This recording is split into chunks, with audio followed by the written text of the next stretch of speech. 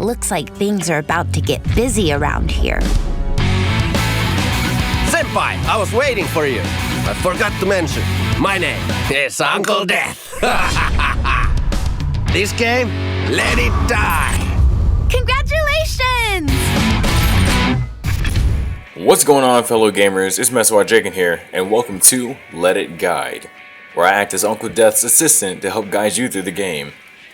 For today's episode, we're going to be focusing on the beginners, people who are new to playing this game and would like a guide to help them play through it. So without further ado, let's go ahead and get right into it. It's not about how many times you die, it's about how many times you try. Oh, damn.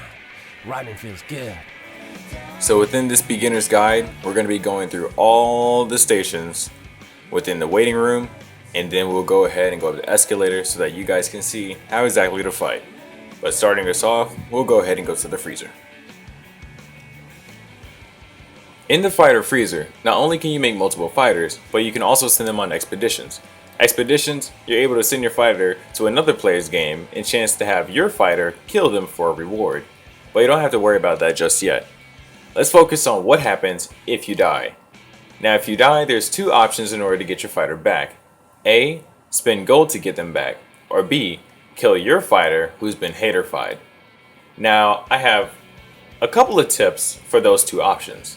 For option A, I definitely say stock up on gold before exploring higher floors non-stop.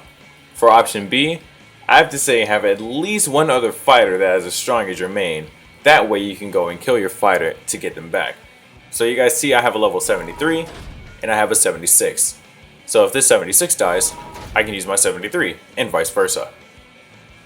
But be warned, if you buy your fighter back, you will keep everything that was on them. But if you kill your fighter who's been haterfied, they will lose everything that was in them. That being their inventory, their weapons, and their decals. Your storage is where of course you store your items. However, there is a way to increase your storage capacity. So let me go ahead and show you. By pressing options and then scrolling down to DH service, you will see expand storage. Let's go ahead and click it. Each time you want to expand your storage by 10, it'll cost 2 death medals. So I definitely say it's worth upgrading if you have the spare death medals by logging in every day and collecting them from your mailbox. Shopshoku Funja is someone you will need to be fairly familiar with. This is the guy to whom will take in your blueprints and materials in order to not only make your weapons and armor available for purchase, but to also upgrade them as well. My best tip when it comes to this is to make sure that you have a collector type fighter to play as so that you can go out, collect materials, and come back to upgrade your weapons and armor. The Mushroom Club is ran by this amazingly awesome mushroom lady. The decals purchasable here act as an additional perks that you can add to your character. The regular decals will disappear if your character dies and is brought back by Uncle Death, but will stay on you if you rescue them with gold. Now, once you upgrade your gold capacity, you will be able to purchase the quote-unquote Mushroom Stew, in which grants you a permanent decal. Meaning if you die and you're brought back by Uncle Death, that decal will never leave you. So, in the long run, I definitely say that if you don't know what to do, just stock up on some gold and definitely buy some Mushroom Stew. That way you can stock up on permanent decals. Lastly is the Tokyo Death Metro. It's basically where the Clash of Clans aspect comes into play. You join a team for some extra rewards, but in a nutshell, you're here to raid other people's waiting rooms, to steal their gold and SP lithium. To deal with being raided, you can also set up defenses as long as you have more than one fighter in the freezer. So, you want to scroll down, click on waiting room, then you have defense settings. You can go ahead and set up the fighters. Right here, you see that I have one fighter, but I will put more in there in the future once I get stronger fighters. Then, you can scroll down. With the SP lithium, it's those blue flame looking currencies. You can click on buy equipment, and this is how you increase the fighter freezer, your bank, your tank, and also the restroom. You may be wondering, what the heck is a restroom? Because I can't piss in this game. No, you don't piss in this game. You can throw up in this game, but you don't piss in this game. When you raid other people, you have a chance to knock out one of their fighters and then steal their fighter to bring them back with you. You put them up in this cell and you basically suck the SP lithium out of them. Pretty weird, but you know, it's a way of farming SP lithium, I guess. And then if they want their fighter back, they'll have to pay you a ransom of some gold. Last time I had someone, they had to pay 8,600 gold. Best believe they bought them. I got that gold and I made a profit off of them because I stole their gold and I took their fighter and then they paid me for their fighter. It was pretty awesome. But anyway, let's go ahead on to the next thing. Now that we're finished up with the waiting room, let's talk about how to put XP towards your character and level up. When coming up to the escalator, to the left of the elevator, you will see the quote-unquote Mingo head. Here, you can put points into the stats that you see fit and that are most important to you first. I typically go to max out strength and vitality first, that way I can do more damage and also take more damage as well. Then I go for HP. Now to close this guide out, I'll give you guys some comforting tips to fight with while you're exploring the Tower of Barbs. The number one thing that I say focus on at all times is the items that you keep on you. For now, don't worry about gathering materials and worry about surviving until you find the next elevator. Secondly, be stealthy as possible and check out each room before entering. And lastly, when in combat, do not fright and panic. Instead, control not only the situation, but the flow of battle as well. Okay, I tried to sound cool. Either way, don't be afraid to show them who's boss. Now, I'll go ahead and explore the first 3 areas to show you guys how I play. I hope you all enjoyed this guide and I will see you guys next time. I'm out. Peace.